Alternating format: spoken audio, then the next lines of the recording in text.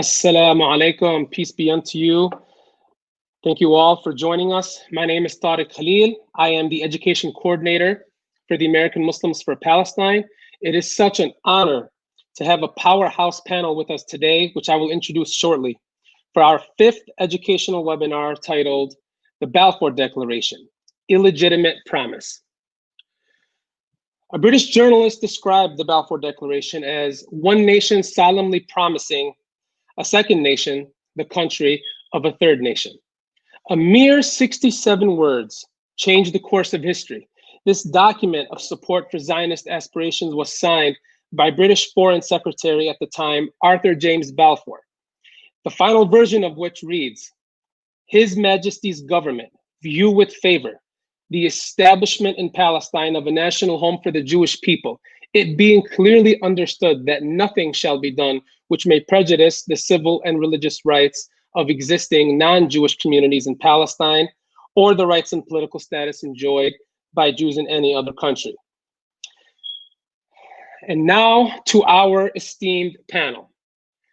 I will introduce all three, and then I will ask just a general question that's essentially an all-encompassing question, and then we'll just take it from there. We have with us Sherene Seikaly, who is an associate professor of history at the University of California, Santa Barbara. She's the author of Men of Capital, Scarcity and Economy in Mandate Palestine. Her forthcoming book, titled From Baltimore to Beirut on the Question of Palestine, follows the trajectory of her great-grandfather across 19th century mobility across Baltimore and Sudan to 20th century immobility in Lebanon, places the question of Palestine in a global history of race, capital, slavery, and dispossession. She is co-editor of Journal of Palestine Studies and co-editor of Jadaliyya. I read a lot of both of those. We also have Mouin Rabbani, who is an independent analyst, commentator, and researcher specializing in Palestinian affairs, the Arab-Israeli conflict, and the contemporary Middle East. He has previously served as Principal Political Affairs Officer with the Office of the UN Special Envoy for Syria, Head of Middle East with Crisis Management Initiative, Marti Ihtisari Center, and Senior Middle East Analyst and Special Advisor on Israel-Palestine with the International Crisis Group. Mr. Rabbani is co-editor of Jadaliyya and contributing editor of Middle East Report. Last but surely not least, we have with us Khaled Elgindy, who is a senior fellow at the Middle East Institute, where he also directs Middle East Institute's program on Palestine and Israeli-Palestinian affairs. He is the author of the newly released book, Blind Spot, America and the Palestinians, From Balfour to Trump, published by Brookings Institution Press in April of 2019. Elgindy previously served as a fellow in the foreign policy program at the Brookings Institution from 2010 through 2018. Prior to arriving at Brookings, he served as an advisor to the Palestinian leadership in Ramallah on permanent status negotiations with Israel from 2004 to 2009, and was a key participant in the Annapolis negotiations of 2007-2008. He's also an adjunct professor in Arab Studies at Georgetown University. Thank you all for being with us today. And I apologize for having to shorten your bios there, but I had to, we have to leave some room for discussion. So I just want to start off by, we are 103 years now since the declaration itself, the Balfour Declaration, November 2nd, 1917. What is the main significance of the Balfour Declaration? Why is it important? And we'll start with Sherene. Thank you so much, Tariq, for your invitation. And it's wonderful to be with all of you, all four of you, Maureen and Khaled. It's great company to keep. I'm honored to be here. I'll speak very briefly and put the Balfour Declaration and its significance to the larger trajectory of settler colonialism. Too often, and most recently, because of the hegemony of the so-called two-state solution, we focus on 1967 as a main turning point. My parents became exiles as a result of the Nakba in 1948. They didn't have to wait until 1967 to understand Zionism as a settler colonial enterprise. They learned that lesson on their flesh. The meaning of Zionism as a settler colonial movement were immediately apparent to its primary, but not only victims, the Palestinians. Zionism came into being, as Tariq has described it in the video for AMP, as a kind of response to centuries of European anti-Semitism. However, it did not depart from the civilizational hierarchies that it sought refuge from. Instead, it refashioned those hierarchies. And since the late 19th century, Zionism's most vexing problem has been how to build a Jewish state on a piece of land where the majority of the people were not Jewish. The answer to this dilemma was to erase the Palestinian as a named subject who could bear political rights. This stripping became juridically explicit in 1917 with the Balfour Declaration, which inaugurated both the British colonization of Palestine and the British commitment to the Zionist enterprise. That declaration called the Palestinians by what they were not, non-Jews, who could enjoy social and religious, but not political rights. For the last 103 years, the Palestinian condition has been a struggle for political rights as individuals and as a collective in the face of expanding settler colonial erasure. To deny the dispossession and exile that is the ongoing Palestinian condition is to repeat and reify the erasure that the Balfour Declaration put into law. And I'll stop Thank there. you. Thank you so much, Sherene, for that.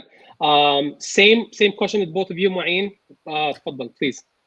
Thank you, Tariq, and to you and AMP for the invitation to participate. And I'm also extremely pleased to be sharing the podium with Sherene and Tariq. In our previous email correspondence, Tariq, you posed 3 questions about historical context, contemporary relevance, and where we go from here. So I'd like to take a few minutes to address these issues. There are numerous interpretations as to why Britain issued the Balfour Declaration on the 2nd of November, 1917. It is important to recognize that Palestine is only the location and not the explanatory core of these theories. Indeed, they tend to view Britain's commitment to Zionism as the byproduct of a larger, more global British agenda. Most explanations focus on Britain's challenges during the First World War. As such, they view the Balfour Declaration as an initiative to maintain US participation in the Great War, or to reduce support for Bolshevik neutrality and anti-war sentiment in Europe at that time. Others view the Balfour Declaration as the outcome of successful maneuvering by the Zionist leadership, and Chaim Weizmann of the World Zionist Organization in particular, during the first 2 decades of the 20th century. At some level, each of these theories, like most interpretations of international affairs, has a basis in reality, but they share a collective shortcoming. They not only assume that British elites believed that Jews were a more powerful force in world affairs than the British Empire, but also that London acted accordingly. And in the absence of evidence other than the Balfour Declaration, such explanations cannot, in my view, be sustained. The most compelling explanation for the genesis of the Balfour Declaration was, in my view, put forward by the late Palestinian scholar Ibrahim. To briefly summarize, Ibrahim points out that Britain was a global power, that India was its most prized possession, that the Suez Canal formed the jugular vein of this empire, and that Ottoman forces based in Palestine had in 1915 attempted to seize the Suez Canal by marching across the Sinai Peninsula, threatening Britannia with sunset. The establishment of a British protectorate in Palestine in the form of a Jewish national home, loyal to and dependent upon London on account of Arab opposition, was therefore, according to Ibrahim, primarily an exercise in British imperial consolidation by securing the eastern approach to the Suez Canal. Zionism and Palestine were thus essentially supporting actors in a British imperial production.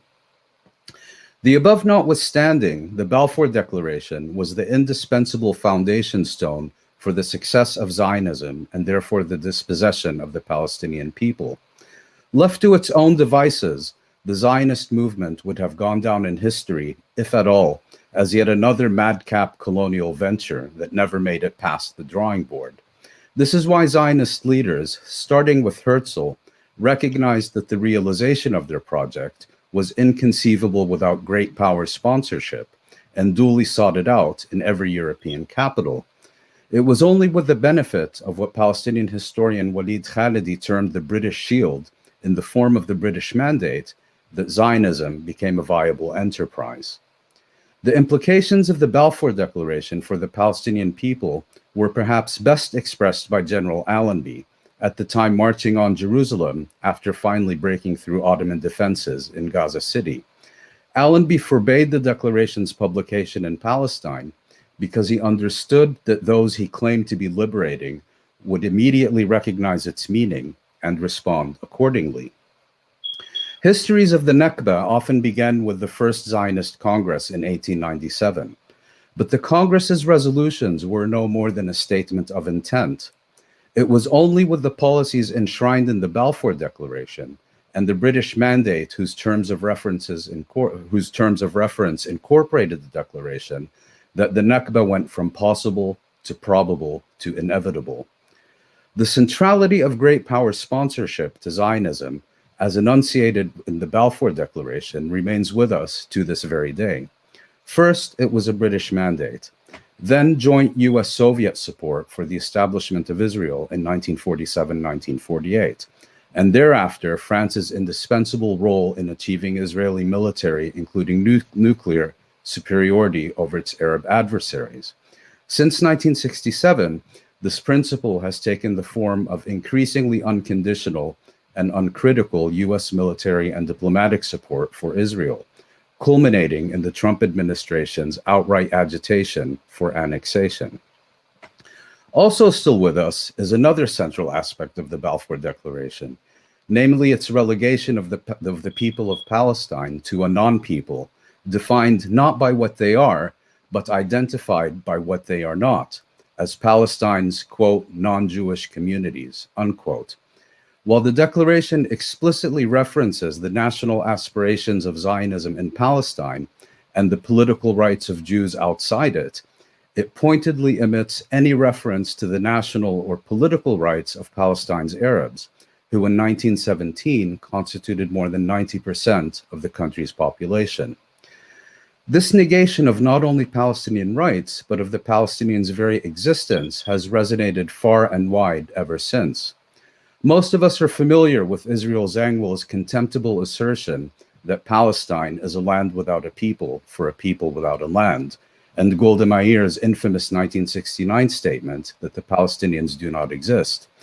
But how many are aware that as recently as 2011, Newt Gingrich was solemnly trumping that the Palestinians are, in his words, an invented people, thereby helping set the stage for Kushner, Greenblatt, Friedman, and Berkowitz. In recent years, various campaigns have been launched to obtain a formal British apology for issuing the Balfour Declaration. I understand the sentiment, but should we really care what a second-rate power on Europe's periphery thinks about the actions of the world's most powerful nation a century ago? Would it genuinely make you feel better if Boris Johnson told you he's sorry? And are you gullible enough to believe someone whose closest associates don't trust a word he says?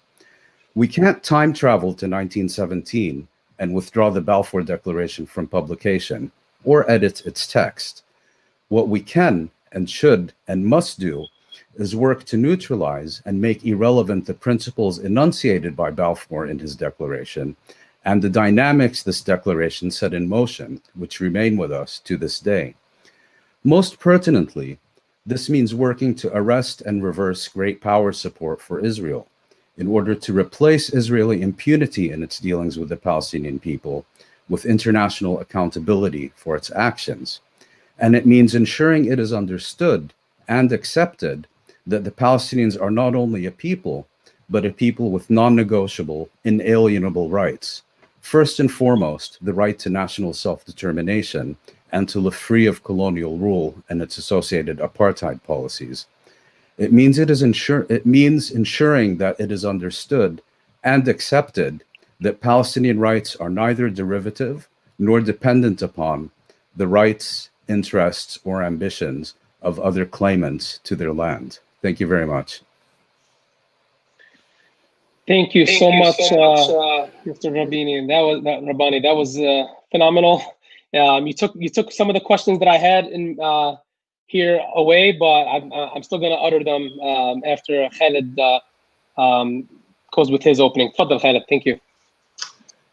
Thank you, Tarek, and it's a pleasure to be with you and AMP and of course Mouin and Sherene.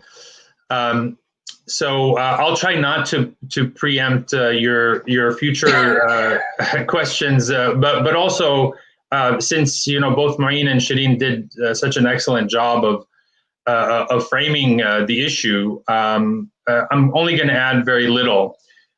In terms of how I look at the significance of the Balfour Declaration, there's I look at it in two ways. First, the significance of the declaration at the time that it was issued, and I think Mouin covered that pretty comprehensively. In terms of putting the weight of the British Empire, which was at then the strongest power in the world, behind the goals of the Zionist project. And what that did is it essentially ensured its success. I mean, the Zionist project could not have succeeded without a major global power sponsor, as we heard. So British sponsorship transformed the Zionist project from a fanciful idea, maybe some might even call a fantasy, to a viable political program and eventually into a reality on the ground.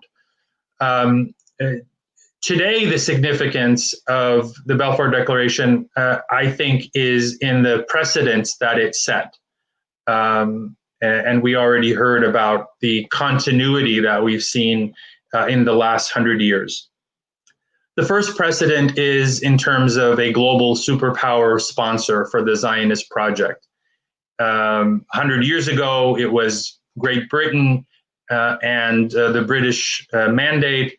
And today, of course, it is the United States and the special relationship with Israel, of which the peace process is only an agenda item in that special relationship.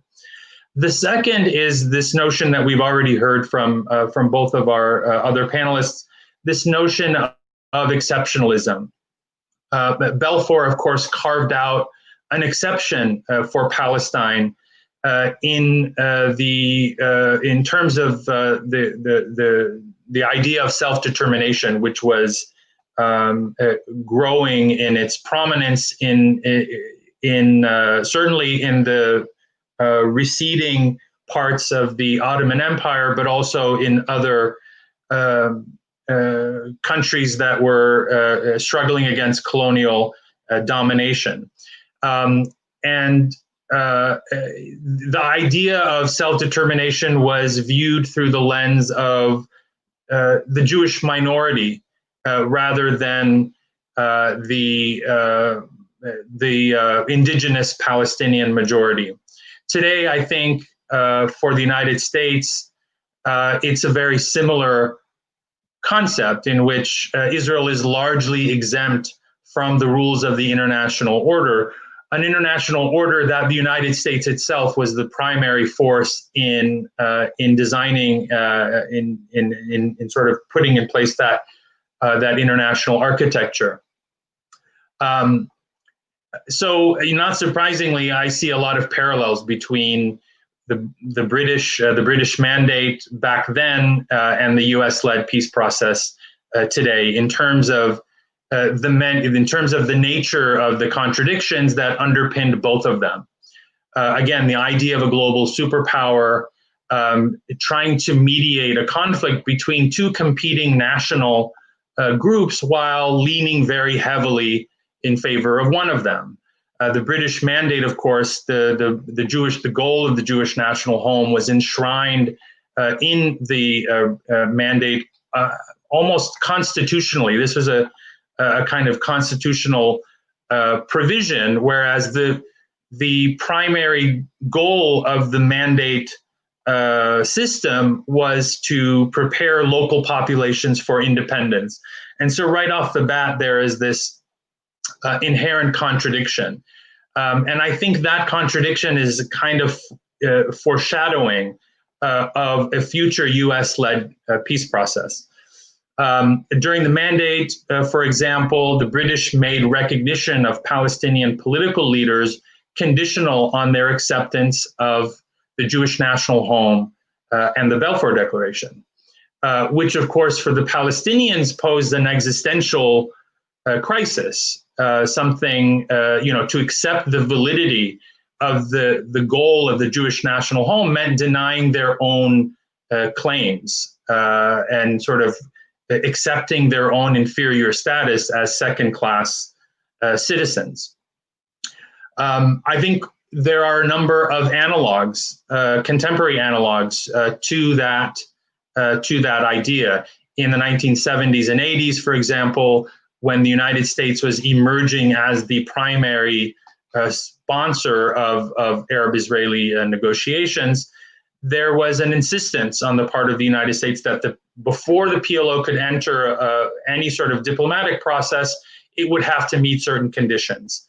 The most important of which was recognizing Israel's right to exist, which is different than simply recognizing Israel's existence, I think for obvious reasons. To accept Israel's right to exist is to also, to a large extent, deny the rights of Palestinians in their own homeland. That, of course, was eventually overcome when the PLO did accept Israel's right to exist in 1988. But we also saw it even right through the Obama administration, the demand to recognize Israel as a Jewish state. I think it was sort of another echo of the Balfour Declaration in modern times. Again, the idea that recognizing Israel as a Jewish state, which was controversial even inside Israel, and yet somehow Palestinians would recognize Israel as the homeland of the Jewish people, again, has very serious implications for their own identity, for their own national identity and national history and narratives. And then, right up until the Trump administration, which I think is simply the most extreme form of this kind of a Balfour lens, in which we see the wholesale adoption, not just of a standard Zionist narrative, but of the most extreme and maximalist version of that narrative based on Greater Israel. All of this, I think it's not surprising, is, I think, the inevitable result of viewing the conflict as the United States has done, whether under Democratic or Republican administrations, through a distinctly Zionist lens, in which Zionist aspirations, worldviews, narratives become normative, and therefore Palestinian rejection of these become a sign of pathology and a sign of intransigence.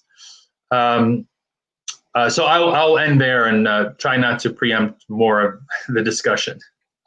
No, I greatly appreciate the in-depth presentations by all three of you. There's a lot to unpack there. I want to start with Mouin. You said something about the main driving force for the Balfour Declaration, essentially Great Britain's imperialist designs, the Suez Canal, India, etc. Do you believe that anti-Semitism played any significant role in that as well? Because there's also an argument that anti-Semitism was also a driving force. The Aliens Act about 20 years before prohibiting Jews from coming to England. They didn't want a large influx of European Jewry to come to Great Britain. How is that a significant element to the analysis?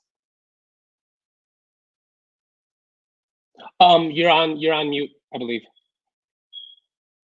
Thank you. Yes, Dada, and in this respect, it's also worth recalling that Balfour was denounced, I believe, in the House of Commons as an anti-Semite for his role in, among others, the Alien Act in 1905. Look, there's a historic pattern of alliance between the Zionist movement and anti-Semites because they share a common objective, which is Jewish removal from Europe. I mean, for very different reasons, obviously.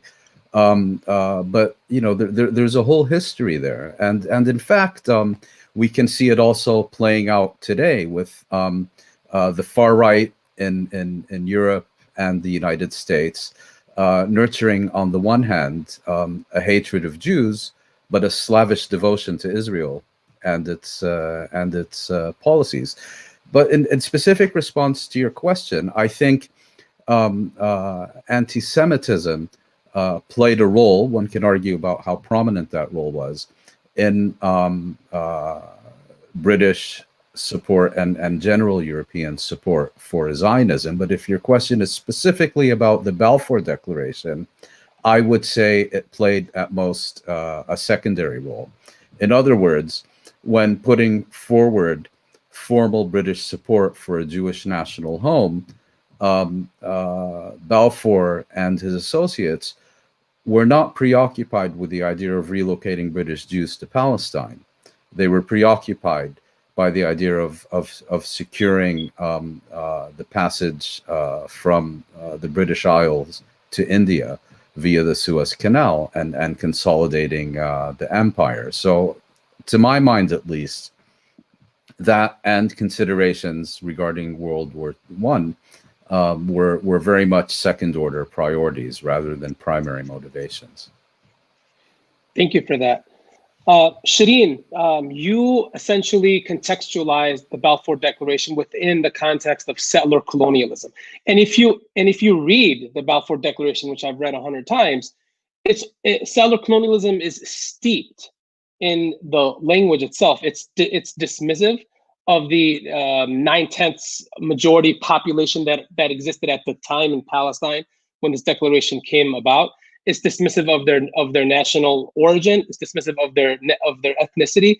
Even Balfour himself, 2 years after the Balfour Declaration, said that Zionist aspirations is of profounder import than the prejudices of the 700,000 Arabs that inhabit the land. Could you elaborate a little bit more on the settler colonial context that you laid out?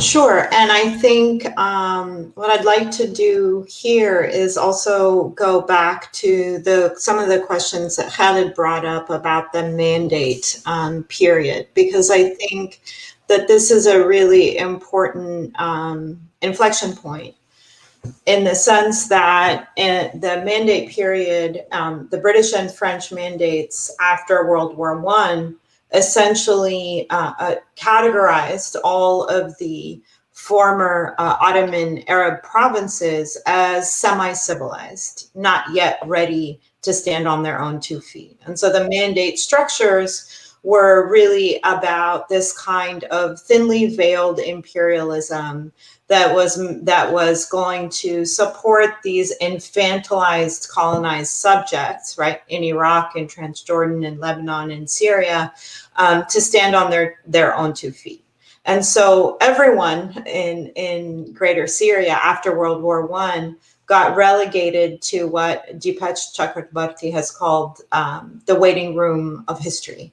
For me, I think that part of the settler colonial specificity too around Palestine and its distinction from these other mandates is that there are two things about British rule in Palestine. One is that the British imagined a future for the land of Palestine, but not for its people. So as I said earlier about the Zionist movement, sort of its main challenge being how do we build a Jewish state on a plot of land where the majority of people aren't Jewish. From the British perspective, it was basically about holding the Palestinians in place, not investing, not funding, right? So this is why it's not until the 1940s that villagers, because they're coming out of indebtedness because of World War II, begin to do things like build schools and pave roads, because the British colonial government in Palestine is so parsimonious, because it's basically saying we just want to maintain the status quo in this desperate attempt to think that Palestinians aren't going to express and position themselves as political subjects. The other point I'd make about settler colonialism and the Balfour Declaration is that one of the things that it does in this period is it begins to consolidate specific categories as mutually exclusive. So it begins to inaugurate a period in which Palestinian Muslims and Christians and their Jewish brethren, who are about, we're talking about Palestinian Jews who are 3 to 5% at this period, with the incoming of some of the European Jewish settler immigration in the 1890s. So I think we can think of this moment too, on the one hand, in settler colonial broader paradigms, as one of a sort of suspended temporality in which a certain a particular group of people are understood and categorized as not worthy of politics, not civilized enough to be granted political independence, not even visible as political subjects. And then the other and contingent and sort of necessity that comes out of that is building kind of partitions between people who had understood themselves as, let's say, Palestinian at that moment, right? And so you begin to see these kinds of divisions that would consolidate and make impossible in the decades to come, for example, an identity like being both Arab and Jewish. So it's really a moment in which people are being categorized, boxed as worthy of politics and unworthy. So that that quote that you read about Zionism being more valuable and more worthy. This is a very long-standing claim that the Palestinians continue to suffer under, that we are not worthy of ruling ourselves. And, the most recent kind of articulation we had of that was from the Middle East expert who's read 25 books on the Middle East, Jared Kushner, who has suggested, right, that we won't do, that the Palestinians can only do better when they help themselves. They can only, realize their ambitions when they pull themselves up by the bootstraps. And it's not ironic that he actually said very similar things about Black Americans a couple of weeks ago or 10 days ago. I don't remember now because of the election sort of paralysis that we're all under. So what I'm pointing to here is also a racialization of who deserves to have politics. And that racialization was beginning with the Balfour Declaration in conversation with broader forms of imperial dispossession, but also specific to settler colonialism. Yeah, and since we're talking about the mandate system as a whole, I mean, the one key distinction between these former Ottoman territory mandates, the mandate for Mesopotamia, the mandate for Syria, and the mandate for Palestine, is that in the mandate for Palestine, the Balfour Declaration was verbatim incorporated into it. So you had this internal contradiction between the mandate for Palestine and the covenant of the League of Nations, which said that the wishes of these people must be a principal matter of concern, and it obviously was not. So that was the battle that was waging in Khaled. When you talked about how the Palestinian leadership at the time who are unelected, but that existed within the mandate system. Essentially, they were told, you can make your claims for self-determination, but first you have to accept your demise, accept the Zionist project, and then you can make your claims. Well, how do you do that? Was the die already set once the mandate system was put into place? Were those 20 years or 20 so years from 1992 up until 48? Was that pretty much the process that eventually helped create the apparatus to do this en masse dispossession of the Palestinian people? Yeah, I mean, I think the short answer to your question is you can't. It doesn't work. You can't reconcile those two concepts. And I very much agree with everything that Sherene said, particularly on this point of infantilization, which is a word that I think many of us have also used in describing a US-led peace process. In fact, I think it's not at all a coincidence that the way the peace process has evolved over the years has been almost like a joint US-Israeli mandate over Palestine, in which the United States and Israel, sometimes with the facade of the quartet, this kind of make-believe multilateralism that only reinforces American dominance of the process, are dictating the terms. There are a number of hoops that Palestinians have to jump through for them to earn their right to be independent. Reform of, obviously security, performance, reform your institutions, become a democracy. We've heard it articulated in different ways. If you remember, Dov Weisglass described, the goal is when Palestinians become Finns, I think I can't remember which Scandinavian country. I think it was when they become Finns. And most recently, the Trump administration have set an even higher bar. Palestinians have to become Canadians. And over the years, we've seen not just this infantilization of Palestinians, but constantly moving the goalposts, right? So they become Finns. Well, no, now they have to become something else. The goalposts are constantly shifting. So that has always been a part of the process.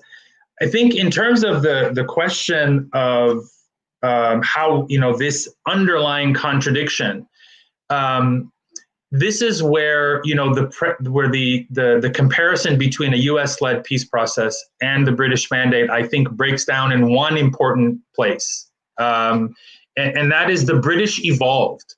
The British understanding of the mandate and how it could work evolved, and it really didn't take much time at all. By 1939, they had pretty much decided that it was unworkable, that the two components of the Balfour Declaration, on the one hand, support for a Jewish national home, on the other hand, nothing shall be done to prejudice the rights of Palestinians, even though they were not mentioned by name, that those were unworkable. And I think unworkable was precisely the word that they used, that this mandate is no longer workable. You cannot reconcile the goal of Palestinian self-determination with the objective of creating a Jewish national home against their will. We haven't seen that level of self-awareness in the United States. We've had a peace process that has gone on much longer than the British mandate, and yet, and of course, numerous failures, and yet there's at no point have we come across an administration that says, maybe this square just, this circle can't be squared. We cannot reconcile our special relationship with Israel, in which we give them unconditional love and support, with playing the role of, never mind an even-handed broker, but simply an effective broker. We have yet to come across that level of honesty and self-awareness in terms of America's role in this process. If and when that happens, I think then perhaps the United States can begin to play a more constructive role. Thank you for that thorough answer, Khaled. And I know that panelists, I'm sure, would want to weigh in on that, but there is an important element that I wanted to touch on. Prior to the Balfour Declaration, there were two other significant documents that were issued, namely the Hussein-McMahon Correspondence and the Sykes-Picot Agreement. How do those interplay within the larger historical context of the Balfour Declaration? And this is really to anyone who wants to jump in. Well, I'll jump in because I'm a historian and this is my bread and butter. And I'll start also, before that, I wanted to say about your question about inevitability, was the die cast. And in my reading of history, and also in following sort of social movements, I guess I would encourage us all to think about history as contingent and not inevitable. And Mandate Palestine history is a really important period of time to return to actually recognize and avow the multiple moments of resistance and mass upheaval that we saw in that period, and not just the much more common 1936 to 1939 period. Actually, there have been multiple moments. Some of them are known to us. Some of them are still in need of historians and scholars to unearth. So I would urge us to see that time and the moment that we're in now as not a path that has already been set, but one that is open to change because of our work and our labor as organizers, as scholars, as commentators. I know I sound a little Pollyannish, but we have to kind of hold on to at least the possibility of change, I think, to keep moving forward. Quickly, in terms of Sykes-Picot, the Hussein-McMahon Correspondence, and the Balfour Declaration. I mean, this is a period of time where you see all of these conflicting colonial promises. And I think this is an instructive moment to also think critically about all of the different ways that we can disaggregate multiple parties. So yes, we can talk about, for example, a kind of Arab perspective, but we would also need to differentiate that between what it would mean to be a worker, a farmer, or somebody who is a member of the political notable class. Okay, and so this is an important moment to remember that 1936 to 1939, that the Great Revolt was one that was opposed to British colonialism and Zionist settlement, as well as the hegemony of Palestinian political elites, okay? And so I think that we often think about these broader moments of Sykes-Picot, the Balfour Declaration, and the Hussein-McMahon Correspondence as the makers of history. And certainly they are crucial points that we have to think about, but they are not the only way that these nations and these movements were carved. And I think in that context, one of the people that has moved me to think about this in the context of Iraq, right, is Sarah Pursley, who writes beautifully about the ways that we have kind of overdetermined Sykes-Picot, which was never actually explicitly implemented, and underappreciated the role of, in Iraq, Iraqi nationalists, Iraqi political elites, Iraqi subalterns. So my invitation here is to recognize those historical moments, but also study and read and think beyond them so that we can actually imagine a different future. Anybody else want to respond to that? Yeah, just briefly, I'd like to echo what both my colleagues said. I mean, history is always inevitable with the benefit of hindsight. But I think it's important to recognize that things could have developed in different ways, and that there are then specific reasons that they didn't, which doesn't make them inevitable. I mean, I described the Nakba as going from the possible to the probable to the inevitable. I don't think it became inevitable until well past 1939, perhaps, you know, even in the 1940s. A second point about Sykes-Picot and Balfour and Hussein McMahon, I think it's also important to recognize the diffuse nature of British power and decision making during that period. You know, you had London, you had Cairo, you had New Delhi, and so on, and you had the people were not working at cross purposes, but different elements of the British government were pursuing different priorities at the same time. And I think this, to an extent, to a large extent, helps explain the contradictions between these three documents, rather than it being kind of some, you know, pre-cooked perfidious Albion, you know, making it all up beforehand.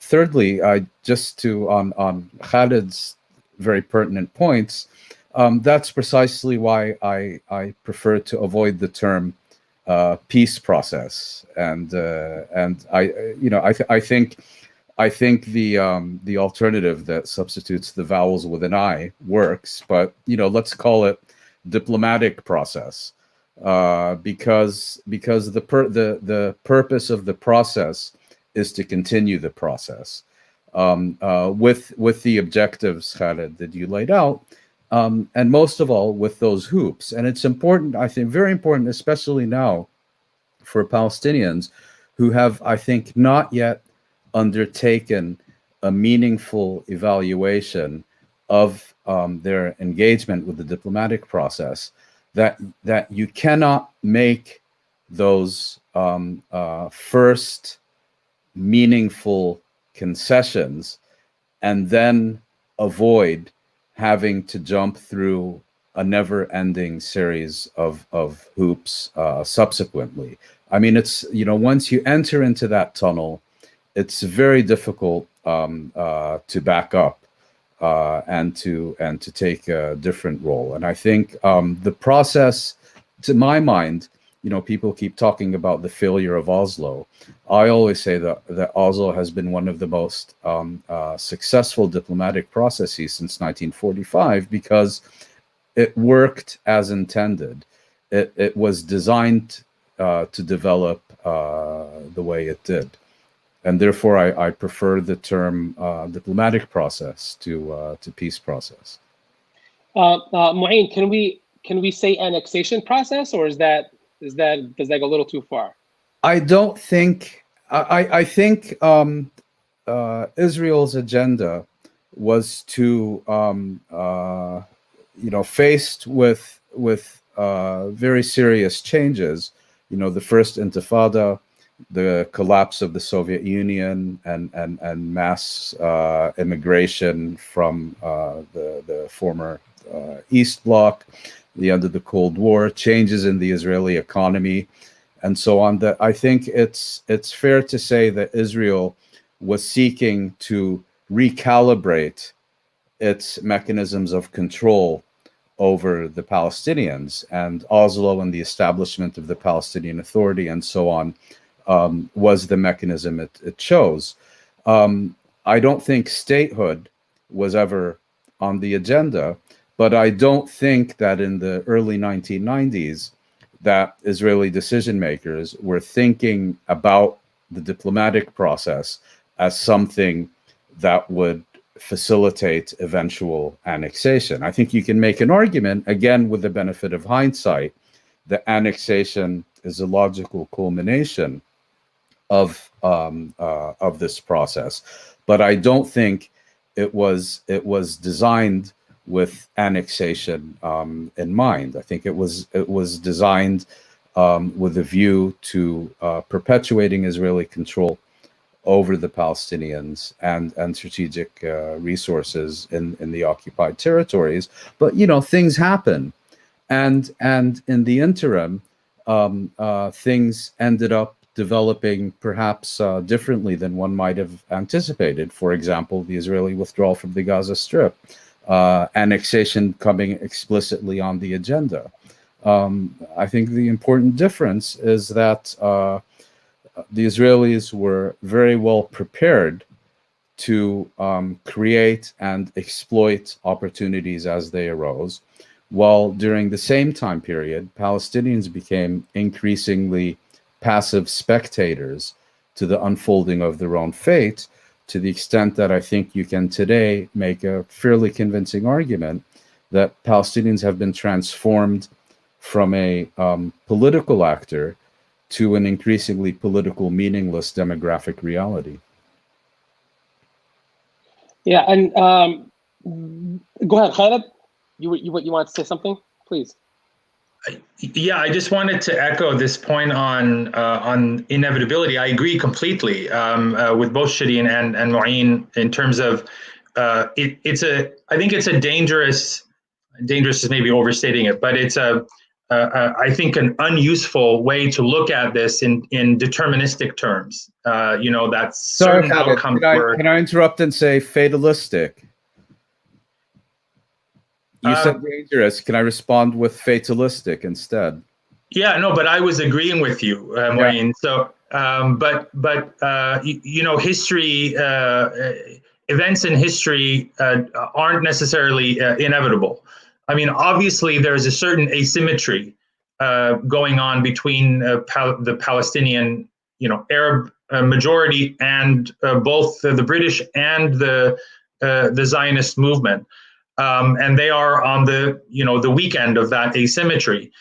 So you could argue that the odds were clearly stacked against them. I think once the British formalized and formally adopted the Zionist project, then that produced a certain inevitability in terms of the success of the Zionist program. But we wouldn't necessarily know to what extent that success, how successful would it be?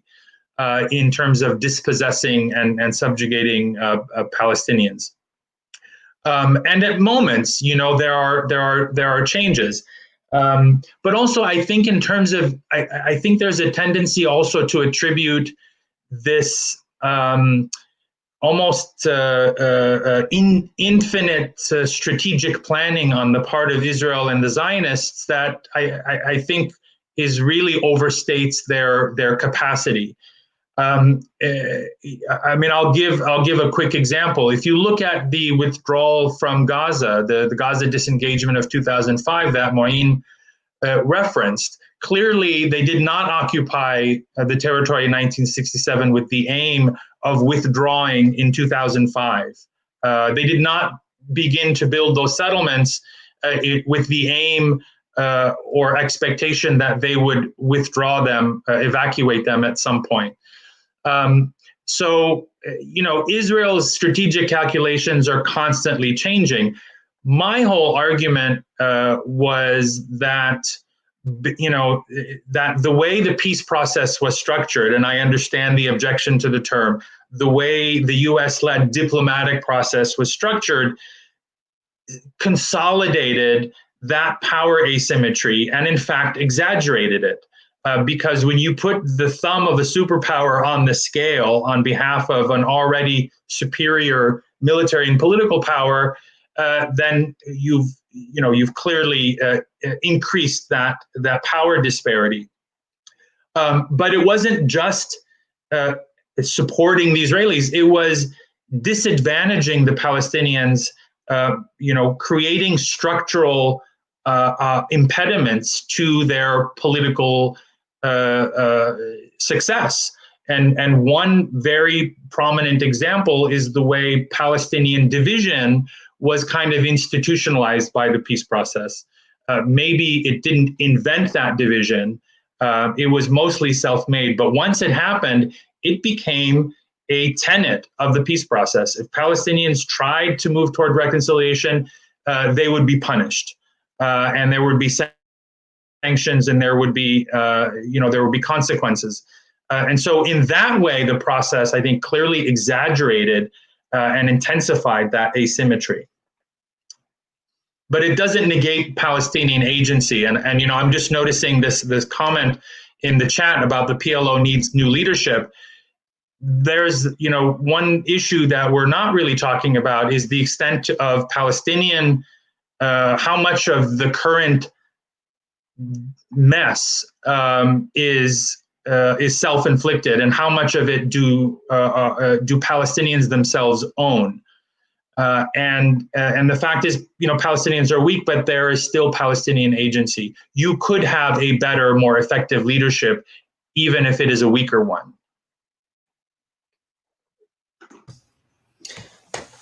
So let me, if I can, just add a couple of things onto that.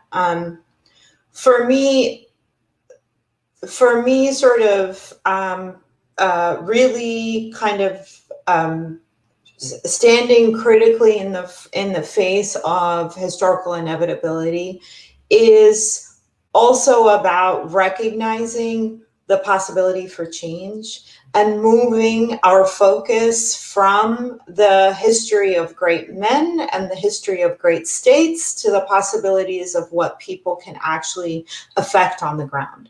And if we are to have a Palestinian leadership that is more representative, that is more robust in its visions of liberation, it requires actually listening to those people on the ground. Feminists, Palestinian feminists, have long taught us that one of the problems that we have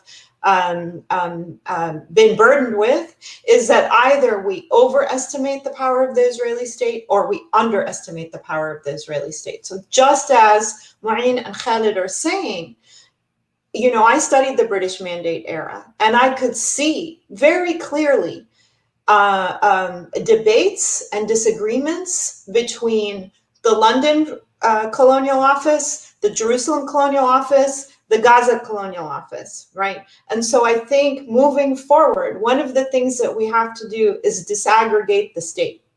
The state has multiple iterations, and they are not always coherent. They are not always overlapping with one another. And understanding those divisions allows us to push for leverage in different places. And I think that's just as much the case now. None of us think that a Biden-Harris presidency term is going to mean freedom. We're all much more woke than that. But we do know that allows us a certain amount of maneuver that was foreclosed to us under the Trump administration. And I think thinking in those ways and trying to move our focus from only the kinds of standard and canonical ways that we think about our history is really important moving forward. And thank you all. Our time is limited right now, but I don't want to belabor the point. I just want to emphasize my reasoning why I invoke this 90s period as an annexation process. And it's not necessarily because of the first of the documents, which is the Declaration of Principles, the DOP of 1993, but namely because of the 1995, infamously known as Oslo II, where the West Bank was divided into 3 areas, and namely Area C, which is 60% of the West Bank and encompasses not even 100,000 Palestinians. Thereby, Israel continues or will still have the ability to maintain its demographic majority and still assume sovereignty over that land. And I think that's where the intent has been more expressed in Oslo II. Mouin, if you can respond to that, please. Yeah, I mean, just to your point, the 1993 Declaration of Principles makes no mention of areas A, B, and C. These were introduced in Oslo II. Oslo I speaks of an Israeli withdrawal or redeployment from all Palestinian territory except settlements, military bases, Jerusalem, or whatever. By Oslo II, it's the except becomes what's given to the Palestinians rather than what the Israelis retain. Was this inevitable? I don't think so. I do think, I mean, I'm on record as having criticized Oslo from before it was signed.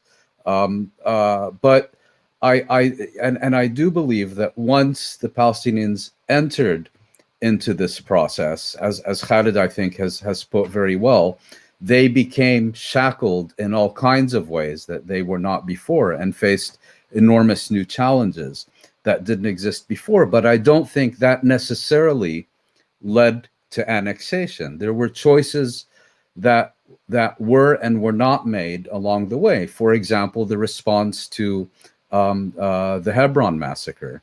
That was, I think, a critical juncture where it potentially could have been leveraged to address the issue of settlement expansion and settlement removal seriously. It didn't happen. And then two years later, you have Har Homa and Jabal Abu Ghneim. You know, I think there were possibilities that, as years went on, became increasingly foreclosed, and that ultimately resulted in having annexation explicitly on the agenda. I do believe annexation is a logical culmination of the Oslo process. I don't believe it was necessarily the inevitable outcome of what began in 1993. If I could just chime in real quickly, I agree with Mouin's point about Oslo, and I think this is where leadership comes in, and Palestinian agency comes in. And the reality is, Oslo too didn't have to look the way it did. And in hindsight, it's very clear. In fact, when I was an advisor with the negotiation support unit, the reason that unit was created wasn't because it wasn't the idea of the PLO to have a group of foreigners advising them on technical issues, connected to negotiations. This was imposed on them by the donor community because they saw an enormous lack of capacity. Palestinians went to Oslo 1 and 2 without lawyers and without maps. And so they had to rely on Israeli data and maps, and they didn't have the proper legal counsel. So you ended up with these kind of very lopsided agreements. So the agreement could have looked differently had there been a more effective negotiation, and even with the power asymmetry, things could have still turned out differently. And I think even with all of those impediments, to this day, I think the Clinton parameters of December of 2000 was the closest that the parties ever came before or since to reaching a deal. It could have happened. It could have happened maybe if the Clinton parameters were introduced in September, before the Intifada broke out, rather than in December when there were hundreds already dead. But events are not inevitable. They are the culmination of these. These outcomes are the culmination of various choices, good ones and bad ones. Could I just say one last word, which is that I just want to clarify that for me, my point about inevitability was really about Balfour and Sykes-Picot and Hussein McMahon. I think it kind of shifts when we come to Oslo, and I have to think a little bit more about my own perspective. But I do want to really suggest that any way moving forward, I don't think can hinge on a U.S. policy or an administration. I think that any shift has to begin with a mass-based popular movement that is actually pushing people to different kinds of visions for the future. Because if we leave it up to the people who have been in charge, it's not going to look good. And I will reference our first educational webinar, which was titled "A Rights-Based Framework for Further Discussion on what was just laid out." Our time has come to an end. I wish we can stay for more hours, but Mouin, I know it's like 1 a.m. by you now or something like that. So I think you should. No, it's only midnight. It's only midnight. Okay. Well, I wanna thank our esteemed panel. Thank you all for joining us and sharing your perspectives. You made a fifth education webinar very valuable to our audience. So thank you very much. I want to remind our audience about AMP's Virtual Palestine Convention, which is November 27th to November 29th. That's Thanksgiving week. That will be Friday, Saturday, and Sunday.